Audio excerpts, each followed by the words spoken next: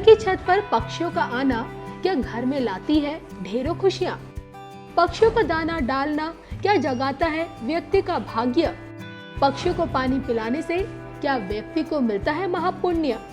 देखिए सिर्फ धर्म ज्ञान पर। नमस्कार, मैं हूं आपके साथ नम्रता शर्मा। धर्म ज्ञान के सभी दर्शकों का बहुत बहुत स्वागत है।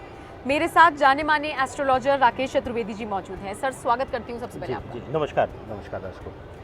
आज का ये वीडियो खास उन लोगों के लिए है जो पक्षियों को पानी पिलाते हैं, उन लोगों के लिए ये वीडियो है जो पक्षियों को दाना डालते हैं। आज हम आपको बताएंगे कि पंछियों को पानी पिलाने से आपके घर में सुख समृद्धि धन धान्य की प्राप्ति कैसे हो सकती है। इसके अलावा कई बार आपने देखा होगा कि आपके आसपास हो सकता है ऐसे लोग हो सकता है आप ही उन्हीं में शामिल हो जो अपने घर में किसी पंछी का घर ना बनने देते हो। ये आपके लिए कितना दुखदाई साबित हो सकता है, इन सब विषयों पर आज हम चर्चा करेंगे और आपको बताएंगे कि आपकी जिंदगी में पंछी भी कितनी अहमियत रखते हैं और किस तरह से महत्व रखते हैं। सबसे पहले राकेश जी, मैं चाहूंगी कि हम शुरुआत इस सवाल से करें कि पंछियों को पानी पिलाना किस तरह से शुभ होता है। देखिए नम्रता जी, यहाँ पर इस बात को भी शुरू करने से पहले एक उदाहरण आप लोगों को दे दूं। जो लोग जरा सा भी धर्म कार्य से जुड़े हुए हैं, अगर आप रामायण का अध्ययन किए हुए हैं और वहाँ पर काक भुसुंडी का जो उल्लेख है और वो पूरा कांड जो दर्शाता है, श्री रामचरितमानस तुलसी जी ने जो गोस्वामी तुलसी जी ने जो लिखा हुआ है, वहाँ पर पक्षियों का महत्व उन्होंने बता दिया है। पक्षी एक डायरेक्ट माध्यम है भगवान विष्णु और माँ लक्ष्मी के स्वरूप को घर में लाने के लिए या संसार में विचरण करने के लिए।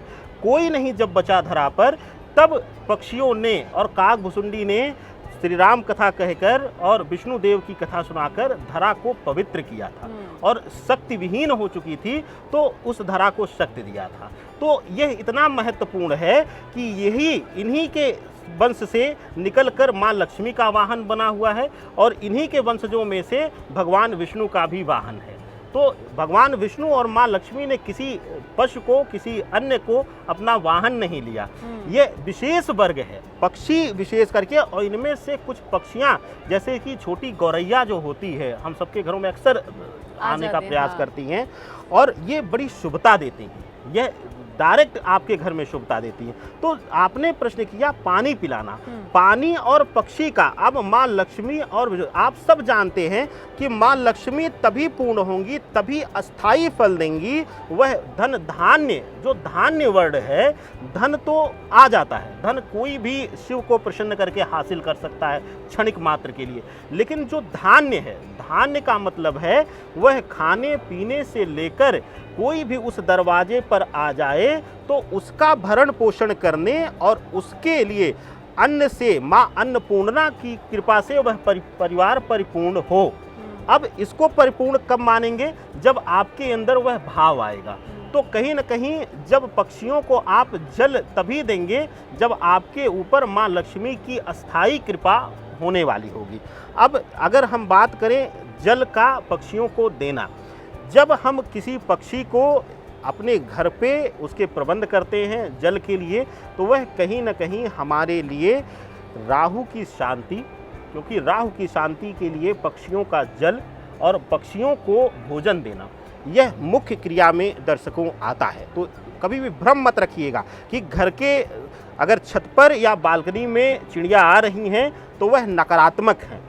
ये भाव आप मन से बिल्कुल निकाल दीजिए, क्योंकि अगर आप उनको अन्न जल देते हैं और आपके यहाँ वह संचरण करते हैं तो पहली चीज़ कि उनकी जो किलकिलाहट है, जो उनकी आवाज़ है, वह आपके जीवन में नकारात्मक, या कह लें कि अगर आपके घर में नेगेटिव एनर्जी है तो उसको वह दूर करते हैं। अगर आपके घर में कहीं से वास्तु दोष आ रहा है और इस तरीके का प्रभाव आ रहा है, अगर आपके घर के छत पर या आसपास पक्षियों का झुंड सुबह प्रातः काल में ब्रह्म मुहूर्त में अपना चौचाहट करता है और आवाज़ देता है, आपकी वह ध्वनि आपके कानों तक आपके घर में आ रही है, तो आपके घर से नकारात्मक ऊर्जा दूर होती है और घर परिवार में शुभता ही आती है। शुभता से परिवार परिपूर्ण होता है। नम्रता जी। बिल्कुल, यहाँ पर एक सवाल मैं आपसे और जानना चाहूँगी, क्योंकि इस वीडियो की शुरुआत से पहले हम थोड़ी सी चर्चा कर रहे थे कि अगर मान लीजिए किसी पंछी जोड़े ने अपना घर बनाया है, किसी के घर में अंडे दिए हैं या फिर कबूतर हैं, तो अक्सर कई घरों में ऐसा देखा गया है, कुछ लोग होते हैं जो घर बनाने की अनुमति दे देते हैं, लेकिन कुछ लोग तोड़ देते हैं, हटा देते हैं। उनको डर होता है कि उनकी बालकनी की शोभा खराब हो रही है, उनका घर गंदा हो रहा है। और तो उस तरीके से थोड़ा सा मैं चाहूँगी कि आप दर्शकों को समझाएं कि वो क्या अशुभ संकेत है या फिर वो एक पॉजिटिविटी लाते हैं, क्या होता है उससे? देखिए, बिल्कुल भी इसमें अशुभता नहीं है, कुछ विशेष पक्षियों को छोड़कर।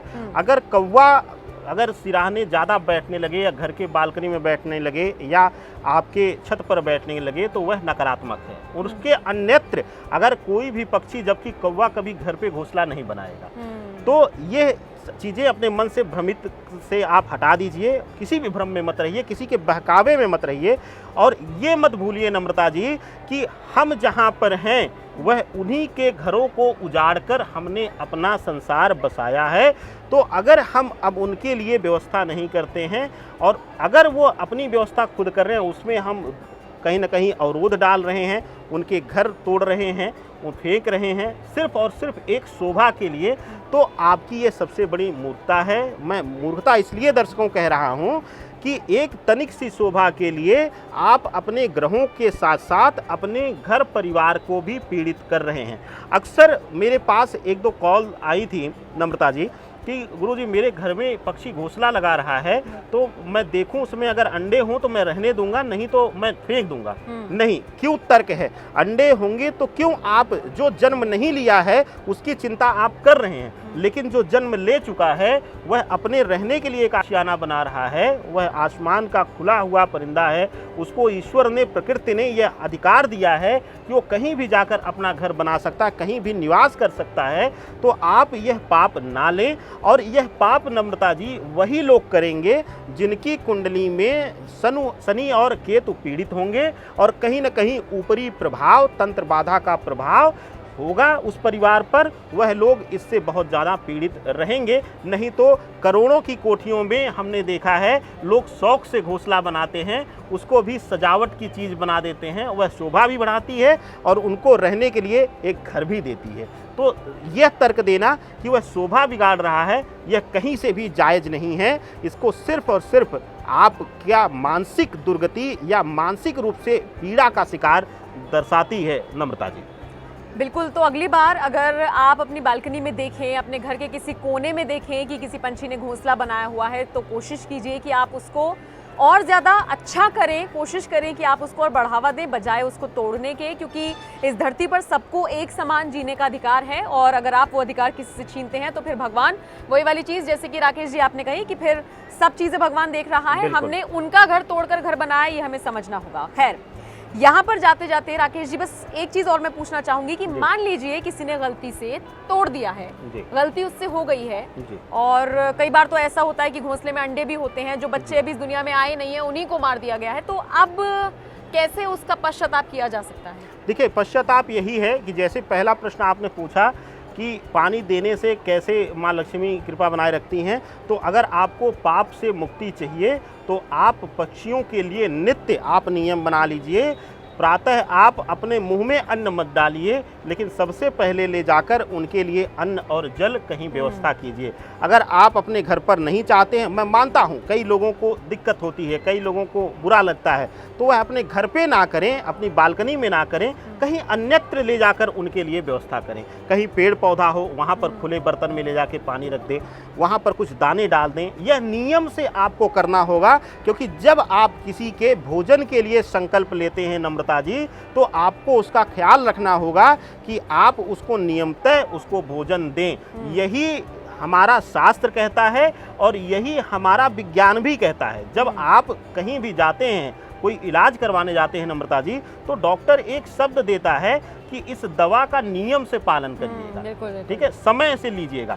तो इसी तरीके से जब हम कोई उपाय करते हैं तो उसका नियमबद्ध होना जरूरी है, और नियम में बंधकर ही हम संयम करके कोई फल ले सकते हैं, अन्यत्र उसका फल नहीं है कि आपने एक दिन डाल दिया, अब 3 साल भूल गए और फिर बोले गुरुजी हमने एक दिन तो डाला था। एक दिन देकर आपने और बढ़ाया है पाप। कि वो जो एक दिन 10 पक्षियाँ उस भोजन को लिए हैं, अब उनको आशा हो गई है अगले दिन भी उस भोजन की, तो अगर उनको उस दिन भोजन नहीं मिलता अगले दिन, तो वह पाप आप पर और बढ़ेगा, ना कि कम होगा। नम्रता जी, चलिए बहुत बहुत शुक्रिया राकेश जी, ये बहुत अहम जानकारी दर्शकों तक पहुंचाने के लिए। आपका भी इस वीडियो को देखने के लिए बहुत बहुत शुक्रिया। कमेंट करके ज़रूर बताइएगा ये जानकारी आपको कैसी लगी। कुछ और अगर आप जानना चाहते हैं तो जो नंबर आपकी स्क्रीन पर फ्लैश हो रहा है उस पर आप कॉन्टैक्ट कर सकते हैं। शुक्रिया इस वीडियो को देखने के लिए। नमस्कार।